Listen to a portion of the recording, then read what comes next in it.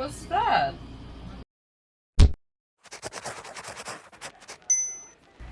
Hey guys, welcome to the channel. It's time for another plan with me and I'm actually really hyped about this one and the color scheme, so let's get into it. The theme for this month is pastel clouds, so let me explain. The memory I wanted to channel for April would be the summer here in the Philippines. Usually during the summer, there's a certain time of day where the sky has all these nice colors as it fades into night. And the way my house is facing, the entire living room can be colored pink. I would usually run to my sister and call her. I always loved the colors that I saw, so I thought to make a version of that as my April spread. For the cover, I wanted to do a fully painted cover rather than just the accents I've been doing. This is where I get my pastel paints out. I start with yellow, which is the color straight out of the tube, and just paint the outline of the clouds.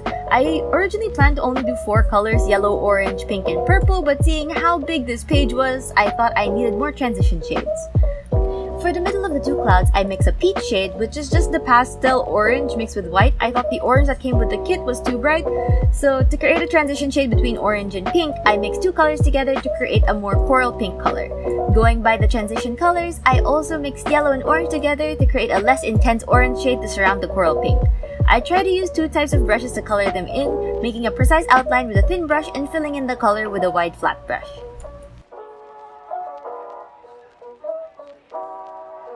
The next color is easy since it's just the pastel pink straight from the tube, and since there's 4 areas to paint, I alternated the color.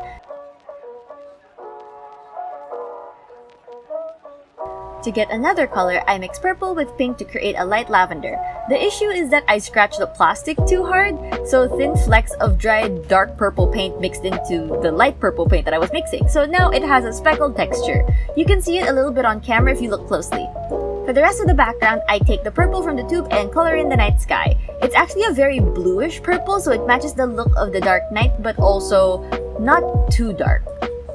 I also put a paper on the edge of the page to make sure that I'm not coloring my table or any part of my notebook while painting the edges.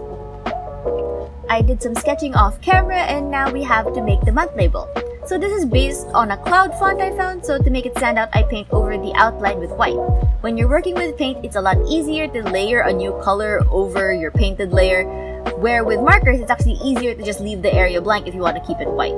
I had to do a few layers with white, so I had to make sure it's very, very opaque. Now for the interesting part, I actually bought some glitter paint, which is a clear glossy base with glitter and iridescent flakes that are floating in it. I take that and paint over the white base. It's not really that seen in the final flip-throughs and in the overhead cap, but here's what it looks like up close. It's a bit shiny and the glitter shifts from a teal to a pink. And now let's work on the monthly. I'm kind of sticking with the yellow to purple gradient-ish on all the pages, so I take the purple tape as my header tape for the calendar.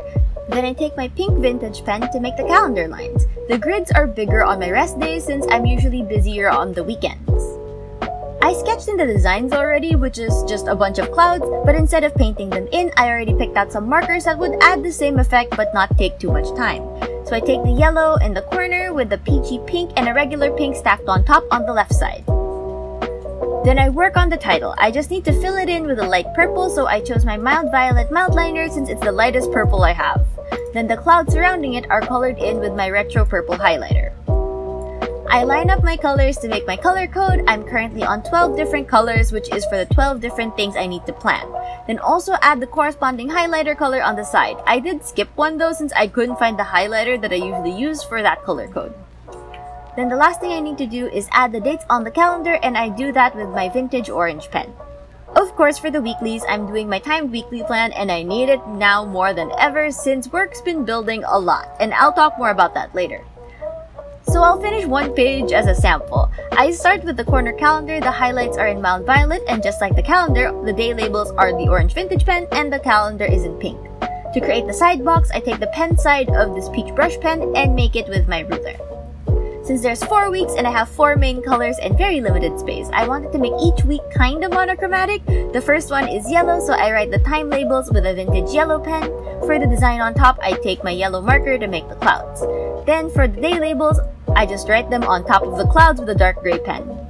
It's super simple, so it could also fit a busy schedule. Now while I work on 3 more spreads just like this in different colors, some life updates. So yeah, I've been really busy lately, but I hope that hasn't been affecting the quality of videos I've been releasing. The day I'm making this script, I had to perform poetry for class, and I also have a quiz for my sociology class. Right after that class, I have a practice debate with my team, then another debate at 8, but I'm judging this time. So just in one day, that's a lot of work to do. To expand more on what I've been up to, I've been in the planning committee of 2 different events happening on the same day. First is I'm part of a programming competition for the computer science org that I'm a part of. It's the org I've been mostly talking about when I talk about org work. The person assigned to this role had to back out because of personal reasons, so as the leader of the committee, I chose to take over the role since I went to the meetings anyway instead of getting someone inexperienced to take over so soon. It's the event I headed last year anyway, so I already know what would happen.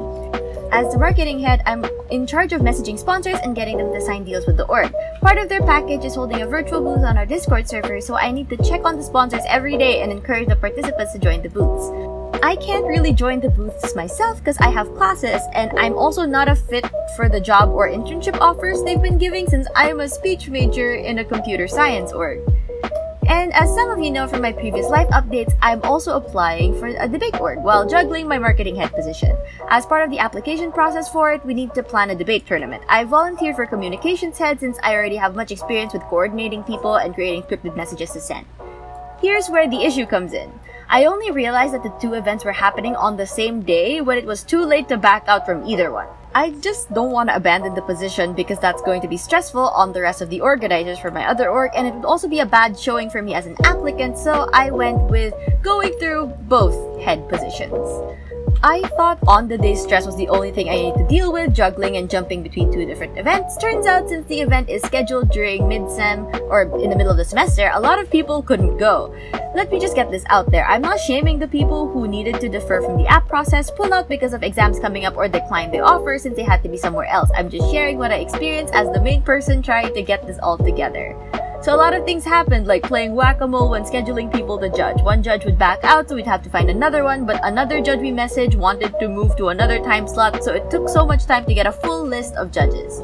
There's also an issue caused by other applicants deciding not to continue with the app process, which had me and my team scrambling around to look for people to fill in the empty slots. We've literally gone and asked every single person we could ask. I guess the weekend was just a very busy weekend for everyone, and I honestly don't know what to do anymore since we've run out of options. I guess you guys will just find out what happened through the vlog I'm releasing next week about, the entire week and stuff that happened. It's just gonna go over the stuff I did during the kinda week. Kinda week since I actually started vlogging on Wednesday, and I'm not really sure when I'm gonna end it. But now let's go back to the spreads. For the habit tracker, I'm trying to make a simple marked calendar of when I did the habits. Since it's cloud themed, I sketched individual clouds for each habit and tried to make some of them layer on top of each other. Like before, I start on the bottom and start coloring in the clouds with the same color scheme. I tried using as many colors as I had on hand to create a more dynamic feel of the colors since they're all going to be so close together. So it starts with a pastel yellow, working its way to a darker yellow. Then I used the peach brush pen to color one of the clouds, but I tried using it as sparingly as I can since it is a very bright color. Then I color in another cloud with a lighter peach shade, then 2 more clouds in a light coral, then the next 2 in light pink. For the final 3 clouds, I have 2 that are colored in with mild violet, and the last one is colored with retro purple. To match with the yellow base of the page, I also take my mild gold mildliner to color in the label. I make sure to erase the pencil as I go. Sometimes I do forget this step, but the reason why you have to do it as you go is because once you put the marker over it, that can lock the graphite in place, making it very, very hard to remove. For the sleep and exercise tracker, I start by making the actual boxes I'm gonna use. I use the same pens as I did for my monthly calendar, but slightly different. The dates are in pink, the trackers are in purple, but instead of the vintage orange, I trace around the box in the pen side of the peach brush pen.